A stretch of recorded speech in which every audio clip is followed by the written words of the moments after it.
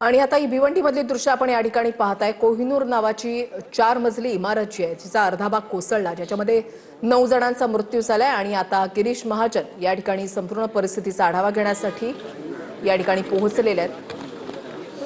भिवंडीमधल्या इमारत दुर्घटनास्थळी आता गिरीश महाजन हे पोहोचलेले आहेत। अधिकाऱ्यांकडून संपूर्ण माहिती त्यांच्याकडून जाणून घेतली जाते। मध्यरात्री या इमारतीचा अर्धा भाग कोसळला। संध्याकाळी 6 वाजल्यापासूनच इमारतीच्या भिंतीला तडे जात असल्याचे आणि आवाज येत असल्याचे माहिती जी आहे ती प्रत्यक्षदर्शी आणि इमारतीमध्ये राहणाऱ्या रहिवाशांकडून देण्यात येत होती। वेळीच या इमारतीमधली लोक जे आहेत ते इमारतीमधून बाहेर पडलेले होते, मात्र तरी सुद्धा सामान त्यांनी सोबत घेतलेलं नव्हतं। त्याच्यामुळे काही जण घरातलं सामान आणण्यासाठी या इमारतीमध्ये गेले असता मध्यरात्रीच्या सुमारास या इमारतीचा अर्धा भाग हा पूर्णपणे ढासळला आणि त्याच्यामध्ये अनेक जण दबले गेले। एनडीआरएफ कडून बचाव कार्य रात्रीपासूनच सुरू झालं।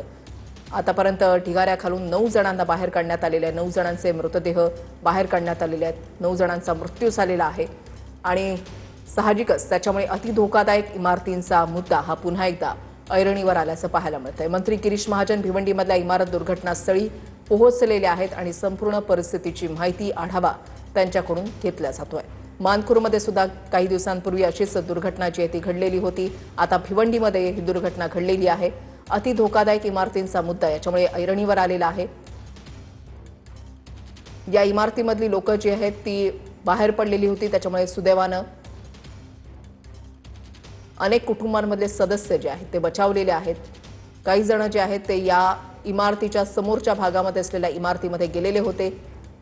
आजूबाजूच्या नागरिकांनी त्यांना आपल्या घरामध्ये आसरा दिलेला होता, मात्र मध्यरात्रीच्या सुमारास या इमारतीचा अर्धा भाग कोसळला। एनडीआरएफ कडून रात्रीपासूनच बचाव कार्य या ठिकाणी सुरू झालं।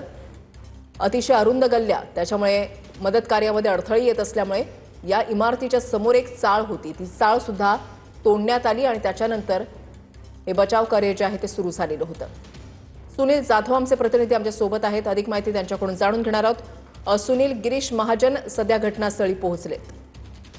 अगदी बरोबर आहे। आपण पाहिलं तर या ठिकाणी आपण पाहू शकता गिरीश महाजन असेल, खासदार सुरेश उर्फ बाळा मामा असतील, माजी केंद्रीय मंत्री कपिल पाटील असतील, हे देखील या ठिकाणी उपस्थित झालेले आहेत। विशेषतः पाहायला गेलं तर जिल्हा अधिकारी जे आहेत ते या ठिकाणी आलेले आहेत। त्यांच्याकडनं या पूर्ण परिसराचा आढावा घेत आहेत। विशेषतः ही इमारत किती वर्ष जुनी आहेत, कशा प्रकारे ही धोकादायक होती आणि कालची काय घटना घडली, त्या सर्व बाबीचा आढावा या ठिकाणी घेत आहे। संबंधित एनडीआरएफची टीम असेल, टीडीआरची टीम असेल, आपत्कालीन जी टीम आहे या सर्वांकडनं ही माहिती घेऊन किती जणांचा आतापर्यंत मृत्यू झालाय किंवा त्याच्यात किती जण जखमी आहेत या सर्व गोष्टीची माहितीचा आढावा घेत आहेत। विशेषतः पाहायला गेलं तर महानगरपालिकेच्या हद्दीमध्ये एकूण अजून किती इमारती धोकादायक आहेत आणि त्या धोकादायक इमारतीमध्ये किती रहिवासी राहतात आणि त्यांचे नियोजन कसं करायचं आणि त्या धोकादायक इमारत कस्टलमध्ये टाकायचं, त्या अशा विविध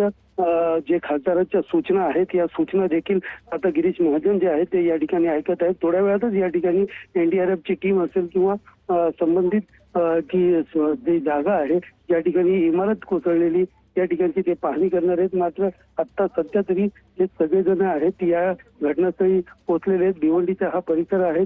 काल रात्री म्हणजे 12 ते 13 तासापासून या ठिकाणी रेस्क्यू ऑपरेशन जे सुरू आहे। सध्या या ठिकाणी जेसीबीच्या साह्याने ते ढिगारा आहे तो हटवण्याचं काम सुरू होतं, मात्र आता मॅन्युअली या ठिकाणी खाली कोणी अडकलंय का हे शोध कार्य या ठिकाणी सुरू आहेत। मात्र सध्या तरी पाहिलं तर या ठिकाणी मंत्री असतील, नेते असतील, हे देखील मोठ्या प्रमाणात या ठिकाणी येऊन विचारपूस करत असल्याचं सांगितलं जात आहे। आणि सध्या आपण पाहू शकतो या ठिकाणी जे गिरीश महाजन आहेत आणि त्याचबरोबर खासदार सुरेश उर्फ बाळा मामा म्हात्रे असतील किंवा केंद्रीय पंचायत राज्य माजी केंद्रीय मंत्री असतील कपिल पाटील हे आलेले आहेत। आणि आपण पाहू शकता या ठिकाणी ते जे आहेत ते या इमारतीच्या धोकादायक जी इमारत कोसळली आहे याची पाहणी या ठिकाणी करत आहेत। एकंदरीत आपण पाहिलं तर काल ही इमारत जी आहे भिवंडीमधील कोहिनूर इमारत जी आहे तिचा बी विंग जी आहे ती या ठिकाणी कोसळली होती आणि या ठिकाणी कमीत कमी या ठिकाणी आतापर्यंत 9 जणांचा मृत्यू झाल्याची प्राथमिक माहिती या ठिकाणी मिळाली आहे। 4 ते 5 जणांना या ठिकाणी या दुर्घटनेमध्ये जखमींना बाहेर काढल्या सगळ्यांचा उपचार जो आहे तो आता शासकीय रुग्णालयामध्ये सुरू आहेत. मात्र या ठिकाणी अजूनही काही लोक या ठिकाणी अडकल्याची ढिगाऱ्याखाली अडकल्याची माहिती मिळत आहेत. सध्या आपण पाहू शकता या ठिकाणी जे रेस्क्यू काम आहेत हे काम काही वेळासाठी थांबवले. मॅन्युअली प्रकारे या ढिगाऱ्याखाली खाली कोणी अडकलंय का याची देखील या ठिकाणी तपासणी करत आहेत आणि विशेषतः डॉग स्क्वॉड या ठिकाणी आणून त्या ठिकाणी पूर्ण पाहणी देखील या ठिकाणी केली जात आहेत. आपण पाहू शकता या ठिकाणी ज्या पद्धतीने काल जो अपघात घडला या अपघातात रेस्क्यू सुरू होता. एनडीआरएफची टीम असेल, त्याचबरोबर TDRFची टीम असेल, अग्निशामक दल असेल किंवा महानगरपालिकेची या ठिकाणी आपत्कालीन जी टीम आहे यांच्याकडनं गेले 12 तासापासून या ठिकाणी रेस्क्यू सुरू आहे आणि या ठिकाणी बचाव कार्य सुरू आहे. आणि या ढिगाऱ्याखाली अडकलेल्या 9 जणांचा मृतदेह या ढिगाऱ्यातून बाहेर काढलेला आहे. सध्या यामध्ये 4 ते 5 जण याच्यामध्ये जखमी आहेत, त्यांच्यावरती देखील उपचार सुरू आहेत.